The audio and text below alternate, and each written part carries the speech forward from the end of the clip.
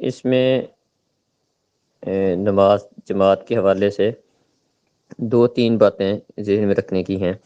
سب سے پہلی بات تو یہ ہے کہ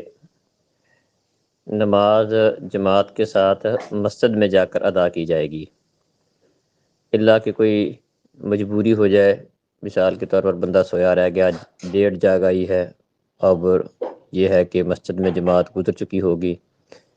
تو یا کوئی ایسا بندہ ہے جو مسجد میں جا ہی نہیں سکتا ہے، واقعتاً اس کا کوئی شرعی عذر ہے کہ مسجد میں پہنچنا اس کے لیے ممکن نہیں ہے، تو ایسی صورت میں تو گھر میں نماز جماعت کے ساتھ گھر کے افراد پڑھ سکتے ہیں، بصورت دیگر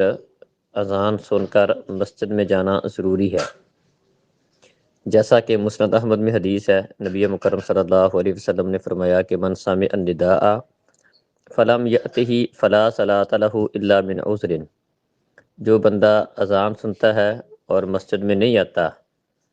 تو اگر اس کا کوئی عذر نہیں ہے تو اس کی نماز نہیں ہوگی۔ تو اس لیے سب سے پہلی بات تو یہ ذہن میں رکھیں کہ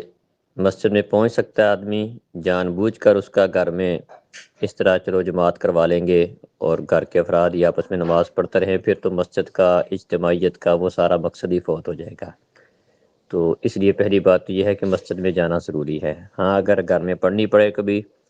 تو اس کا جو طریقہ کار بیان ہوا ہے، آگے دو تین باتیں اس میں ذہن میں رکھنے کی ہے کہ یہاں پر بیان ہوا ہے کہ دو بندے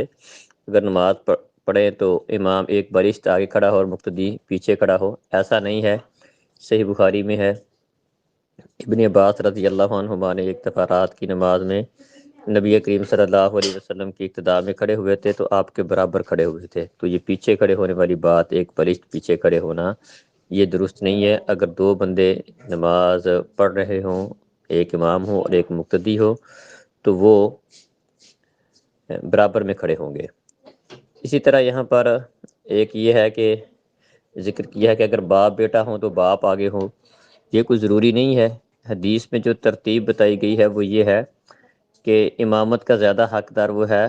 جو ان میں سے جس کو قرآن زیادہ یاد ہے، قرآن کا زیادہ پڑھنے والا ہے، قرآن جس کو زیادہ یاد ہے، وہ امامت کا زیادہ حقدار ہے۔ اور فرمایا کہ اگر وہ اس میں برابر ہے تو پھر جو سنت کو زیادہ جاننے والا ہے وہ زیادہ حقدار ہے۔